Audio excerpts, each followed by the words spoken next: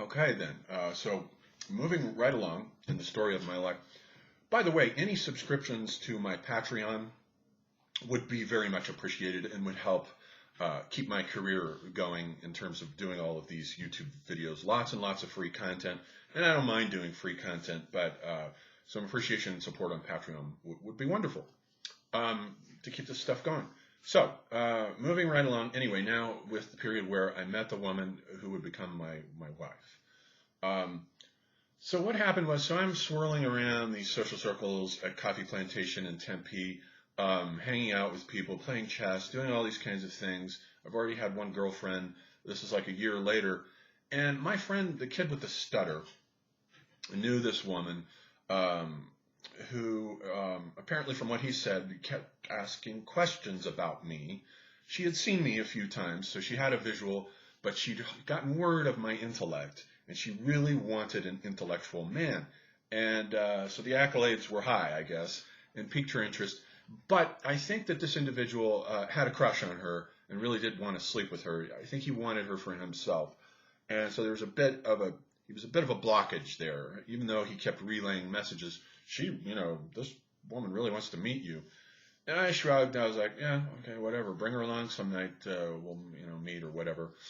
That didn't happen. What happened instead was the first time I met her, she was working at a sub shop. She made a sub for me. And at that point, she didn't seem to express any particular interest in me. So I wasn't aware of anything at that point. But her interest over that year kept growing and growing, and she kept being persistent to my friend with the stutter about wanting to meet me. She really wanted to meet me. And it was funny because one night we were sitting out in front of a coffee shop, the kid and I, and we were sitting there discussing philosophy. There's a street right in front of us. We're right across the street from my apartment complex, and this truck it's coming by, and then all of a sudden it goes screeching with screeching tires. And she slams into the curb, and the truck goes over the curb partially, and then she gets out, the door opens, and she flies out, and here she is. She'd spotted me, obviously didn't expect to see me there. She'd spotted me and ran right over to me, and didn't spend much time, but she was like, hello, hi, well, what are you guys doing? There was a few pleasantries exchanged, and she was like, okay, yeah, well, it's nice to meet you, finally. And nothing much happened there at that point, so she got back in her truck and took off. But that piqued my interest. Somebody stopping with screeching tires at the sight of me. That was a first in my life. So then what happened was one night, it must not have been too long after that, we were kicking back down in Tempe at Coffee Plantation, the big place. And then she happened to go strolling by with her bicycle. She'd been out with her bicycle. She was cute, a very attractive woman. Slightly on the plump side. That never bothered me, though. She wasn't fat or obese or anything like that. Everything was in proportion. But she had some meat on her bones. Very cute face. And I thought she was attractive. And I said, she came by on her bike. And I said, hey, why don't you come and sit down and have some coffee with us? And so she did. The kid with the stutter and I were there, sitting there with her. And she got out her sketchbook, and she was drawing sketches, working on her art. So I flirted with her. We started talking. And as the night went on, the two of us were just there talking and talking and talking. And pretty soon, I invited her back to my apartment. I was like, you want to go watch some videos at my apartment? I think I had a French adaptation of Madame Bovary I thought would be perfect because she was literary. She liked to read novels. Very literary individual, well-read. She had a brain. And she was very, very funny. I mean, this person, extreme extrovert. This person can walk into a room and make everybody laugh within minutes. I used to get embarrassed by her because I'm such an introvert. And we'd go places and she'd start loudly making all these sex jokes and references. She was loaning out her porn to coworkers at one of her jobs. I mean, she just didn't care. Very funny person. So we just hit it off right away. We had good chemistry. So we went back to my apartment, my studio apartment, that night. We spent most of the night talking. We made out a bit, no sex, but we made out, and we just talking all the way down till dawn. And I just wasn't sure what her interest was in me. I didn't take anything seriously at all. I just thought this was just a little fling, harmless little thing. And then I think at some point we went over to her house where she was living with her sister. And for those first few weeks, we bounced back and forth every day between her house where she was living with her sister and my studio apartment. The sex was great. We hit it right off. And the sex was great all down the line, all 15 years, right down past the divorce. Several years past the divorce, we kept having sex because the chemistry was so good. So that was never a problem, never an issue, ever. Not one problem ever in the bedroom between us. So there was all that, and then she moved in with me. But pretty soon she moved in with me in my studio apartment. So we set up shop there, cozy little love nest, you know. It was a studio apartment, a rather large one for a studio. And we just started living there. At one point, I think we'd been together about 4 months, and we conceived a child, and it was a mistake. And we were both broke, dirt poor. We weren't sure what to do. I didn't want to have a kid because I never wanted to have a kid because I didn't want to perpetuate the cycle of abuse from my family, and I didn't know if I would or not, if a kid would make me abusive somehow because I'd been an abused child. Turns out that wasn't the case. Later on, when we did have a kid, that wasn't the case at all. I loved being a father, and I didn't perpetuate the cycle, and I got punished for it by her, as you'll see, through the legal system for being a good father. So what happened was I impregnated her. It was an accident, so we got it aborted. So we had an abortion, and we were just both terrified, and we just weren't ready for it. I subsequently, though, later on interviewed a medium and asked about the soul of this individual. I mean, I'm curious, what happens in relationship to the other side when souls incarnate and they're aborted?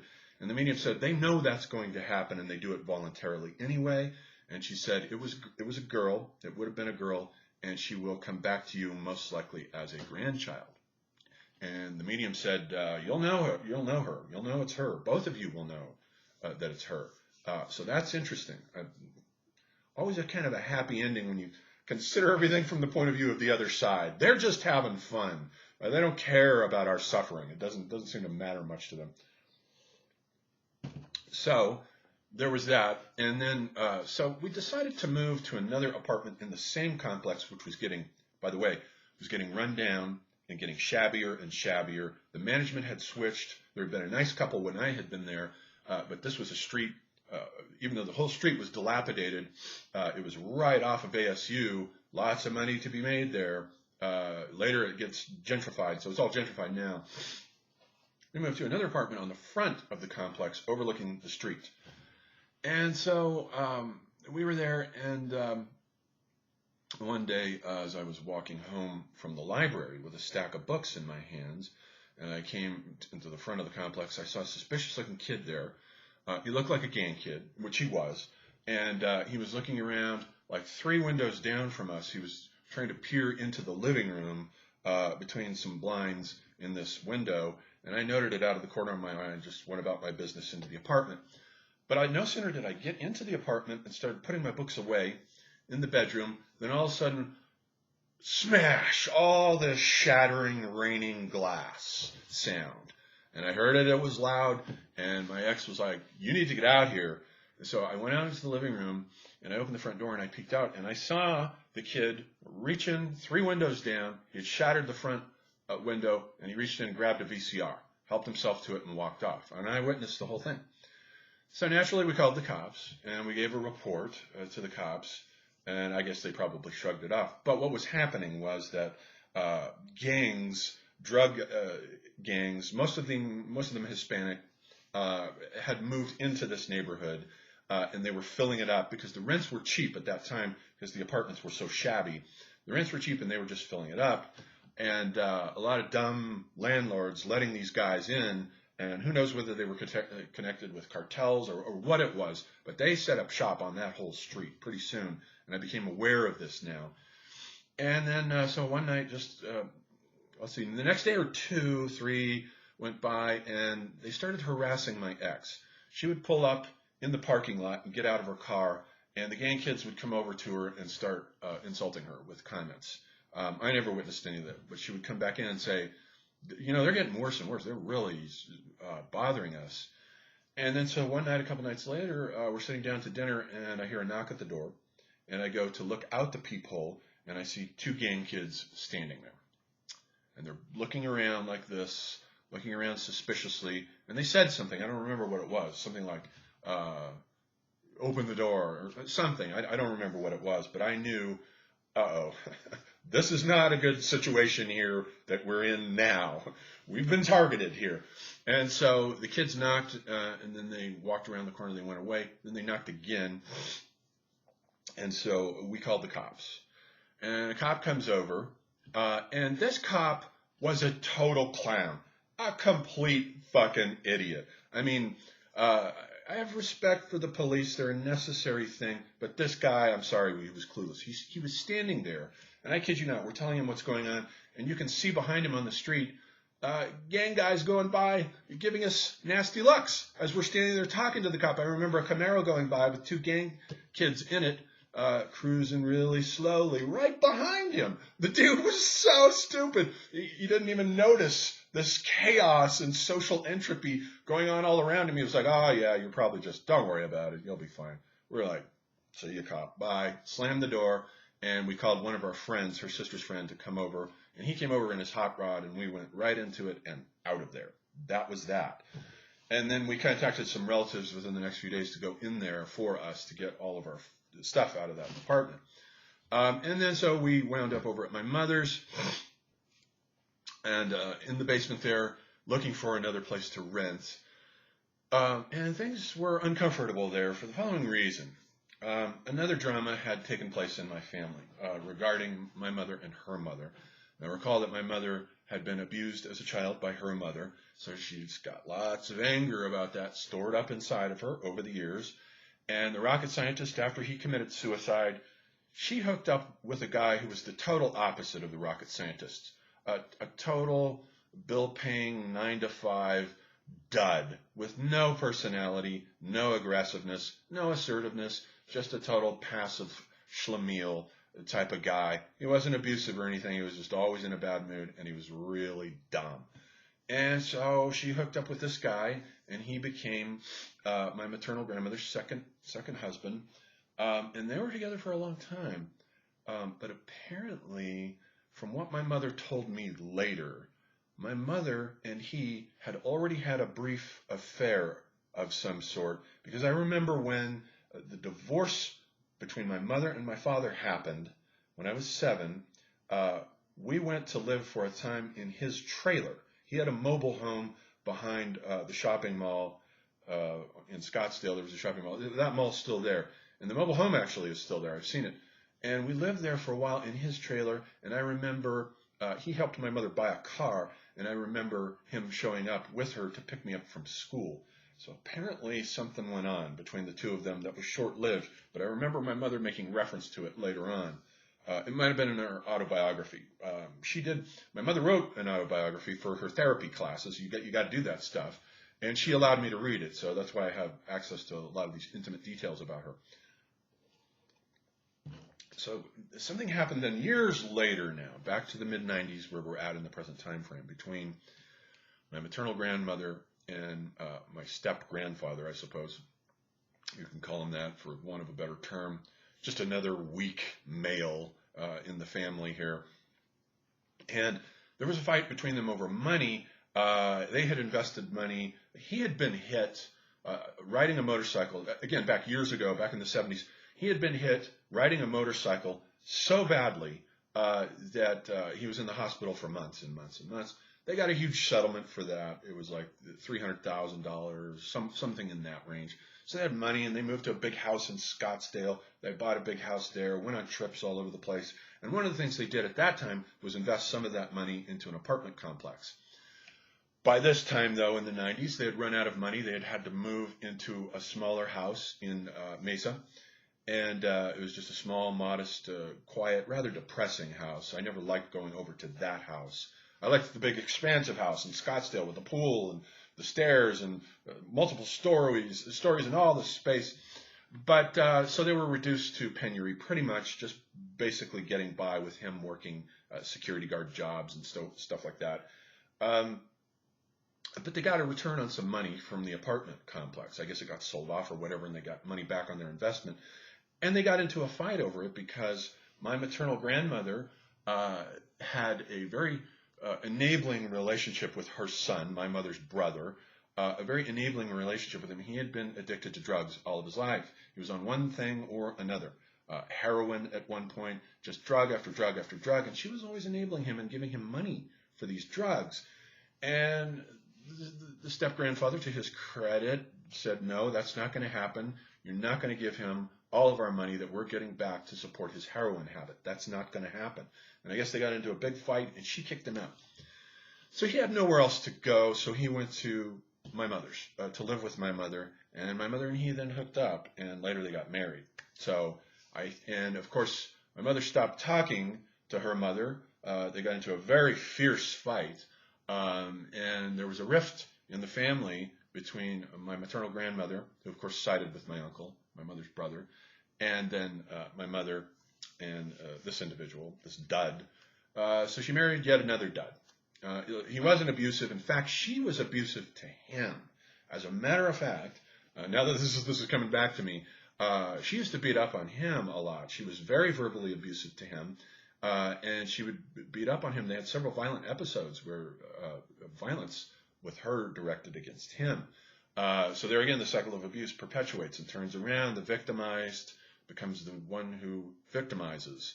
And so this guy was just he was a schlemiel anyway. He never put up a fight for himself about anything. So they were together, and they had just recently hooked up when my ex and I were chased out of this apartment complex, and we went to go live in their basement. And it was an uncomfortable situation because all three of us knew that he found my ex attractive, and he was flirting with her, and my mom wasn't going to have any of that. So it got to be uncomfortable. We were only there for a couple of weeks, and my mother's like, you guys got to get out of here. And my ex was like, yeah, you're right. Full agreement. And so we found a nice little house in Mesa to rent. It was a very cute little house. It was only renting for like $500 a month. It could have rented for $1,000. It was just a cute little red brick box house with a cute front yard, citrus trees out front. It was the first house that I ever rented, so we just rented this for $500 a month. And the landlords were delighted to have us in there because they were tired of, they'd had drug dealers living there before. Now this neighborhood in Mesa is not all that much better from where we had moved from the shabby street in Tempe, because even though it's Central Mesa, which has a police station, post office, all the stuff, and the streets look nice and clean and neat, mostly owned by Mormons. It's all Mormon stuff, very clean, well kept, except they had a very serious crime problem. Despite the police station being there, they still had gangs in that area going in and out. You didn't see them much, but one night I did hear my step-grandfather tell me, the kid pulled up in a car with an Uzi the other night and shot up the windows at a Chinese restaurant just around the corner. And I remember every now and then a car would drive past me, and I distinctly remember a kid looking at me. He was frustrated. He was trying to get around me. He was looking at me, and then he passes me, and he goes like this. He makes the gun symbol at me. So this neighborhood it was better, but it was still crime infested. But nonetheless, we moved in, and we lived there for about the next 5 years, going through various episodes and adventures. And now my intellectual career. At this time, I was still working for the Joseph Campbell Foundation, still editing documents for them. And that was getting better and better. We flew to New York a couple of times to meet with them, and they showed us the town. We had lots of fun. I did a lecture at the New York Open Center on Joseph Campbell's his entire life work, and his wife Jean Erdman was there, and she sat through the whole thing, and people in the audience who knew and had worked with Campbell. It was very intimidating. I was very scared. I was sweating a lot too, I remember. But I gave the lecture, and everybody loved it, and that was like the first public talk I ever gave about Campbell's work to people who knew Campbell's work. It was very intimidating and difficult to do, but I, of course, pulled it off. And so things were going good there, and then we kept flying back and forth between New York and Mesa, living in this tiny house. She was working her father owned a construction company at that time, and she was working various construction jobs for him as a supervisor. which was a big problem because that's a male-dominant field, and she had a really rough time getting these burly construction workers to take her seriously. And I remember her having fights with them over the phone where she was screaming at one of these guys at the top of her lungs. And to this day, I don't think she ever even has yelled at me that loud, the way she was yelling at this guy. And I was like, you're not going to get anywhere with these guys by yelling at them. I mean, that's just not going to work. And she kept having to have her father intervene, and it just didn't work. It was too stressful for her. She was just having a very hard time with that. Meanwhile, I was working with the Joseph Campbell Foundation, which was paying our rent. And then what happened with the Campbell Foundation was that they lost their contract with HarperCollins because they were putting out duds. HarperCollins wanted another Power of Myth, another Hero with a Thousand Faces, and here they're doing stupid decisions like, let's put out Campbell's writings on Joyce. There's a big seller, so they put that out, Mythic Worlds, Modern Words. And they had just put that out. It was a total dud. It went straight to Remainder, right when they hired me to come in and work on Bakshish and Brahman, the Diaries for India. A diary book, another brilliant idea there for a bestseller. So the editor here wasn't making very good editing decisions. These books were all duds. We put out a collection of his essays, selected essays. Not a good idea either. If you want a big hit to keep HarperCollins happy so you can do these other small books on the side with them, they weren't happy at all, so they terminated the contract, and I lost my job. And this was the later 90s. This was 96-ish, somewhere in there. So I lost that job with the Campbell Foundation, and so I knew I better get busy and start writing my own books now. And so what I did was I set up, I had already, before we moved out of that apartment complex, I had already begun interviewing certain scientists about their spirituality. I started with Ralph Abraham, who was a friend of William Irwin Thompson's, and William Irwin Thompson was another atom bomb. He was another individual whose work was recommended to me by a friend in the Campbell Foundation, an old friend of Campbell's, who said, well, if you like Campbell, you have to read William Irwin Thompson. All his stuff is about myth and science. So I sat down one afternoon while we were still living in that apartment complex and read through most of Thompson's books. Absolutely blown away. Here was somebody else handling myth only in a contemporary fashion, interfacing it with pop culture and specifically with science. Campbell wasn't much of a science guy. He didn't know much about the mythic implications of science. And so I wanted to interview William Irwin Thompson. I was like, I wonder if it's possible, if I could interview this guy, I can just tell him, like, I work for the Joseph Campbell Foundation, and maybe that'll get me a foot in the door with him. It was actually the wrong thing to say. So my friend gave me his phone number, and I contacted him, and Thompson got on the phone with me. And I said, hey, Mr. Thompson, I've been reading all your work, and I'm an employee of the Joseph Campbell Foundation, and I'd really like to interview you and maybe publish it in some magazine or periodical. And then he hurled all this invective about Campbell, about how Campbell stopped reading anything that was written after World War II. Campbell didn't read Gene Gebser. He didn't read Rudolf Steiner. He didn't read Marshall McLuhan or Levi-Strauss. And I'm like, who are all these people? And so he hung up on me. And that was that. And but I didn't, of course, didn't take no for an answer. And what I did instead was to go read these guys, new guys now that Campbell had never read.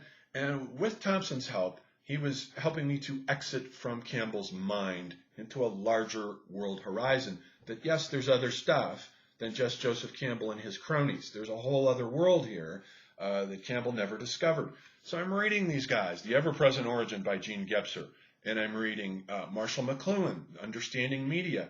And it's one revelation after the next, and I'm like, wow, this is incredible. I have to interview Thompson. So I went back to him, and I called him again, and I said, really, I don't care about Joseph Campbell. I just want to interview you. And he said, okay, well, maybe we'll talk about it. We'll see. He hung up again. Then out of the blue, he calls me one Saturday afternoon. He says, you ready for the interview? And I'm like, I'm not going to tell him no. So I'm like, can you just give me a few minutes to set up my recorder? So I put the phone down, and I plug in my phone recorder, and I'm anxious and nervous. And, this is my new idol, and this guy's alive. None of the other guys that I emulated or idealized were living. This was a live, living, hyper-intellectual culture guy, and I was thrilled to death. So we got on the phone, and I interviewed him for about an hour, hour and a half, something like that, and it was great. I transcribed the interview, and I published it, I think, in David Feidler's anthology, Alexandria. And that was one of my first publications that wasn't fiction. And I had already known, I had written an essay for the Campbell Foundation a couple of years before for their newsletter on Robinson Jeffers. And it was the first piece of nonfiction that I ever wrote, of cultural criticism. And I knew the moment I wrote that piece that I was done with fiction, because this was something that was a totally new medium to me, nonfiction. I'd never tried it before, and it was effortless, whereas fiction had been a struggle, a struggle, a struggle, a struggle. And here, all of a sudden, I already had a voice, I already had a sense of who I was and what I was doing and how to do it, and I just knew now that I was going to be some sort of an intellectual. No more film directing, no more writing novels. I was going to be an intellectual. I was certain at this point, especially after the encounter with William Irwin Thompson, who became, for about the next 15 years, my mentor. And it was, we'll get more into that as we go along. It was a very tough, he was very hard on me. It was a very tough relationship. But here again, it was absolutely essential to my success. It's very important for you to find an individual, no matter what you're doing, whose opinion is more advanced and sophisticated than yours. So it's usually going to be an older person. And for young men, this is inevitably going to be an older male, who will be honest with you so that you can respect and trust his opinion. So you know there's no ass-kissing going on here. And you know that this individual, if this person says what you're writing is crap, then it's crap. Toss it aside, try again. And for years, this is what our relationship was like. I kept giving him manuscripts. Try again. Another manuscript. What about this one, Bill? Try again. This one sucks. What about this one? Am I getting any better, Bill? Yeah, you're coming along here. This is a little better. You need to improve your citations, not be so verbose, be a little more concise, all good constructive criticism. And then finally, as the years went by, he was like, you know, this is pretty good. I'm actually enjoying this manuscript. And that became my second book, Celluloid Heroes and Mechanical Dragons, my second book, which was not published till 2005. My first book, Twilight of the Clockwork God, that was the result of all these conversations with all these thinkers, was published in 1999. But I think here I'm running long here. We're at a half hour. And so we'll continue. Then the cliffhanger for this one will be how my ex hooked up with a prostitution agency and began to run that.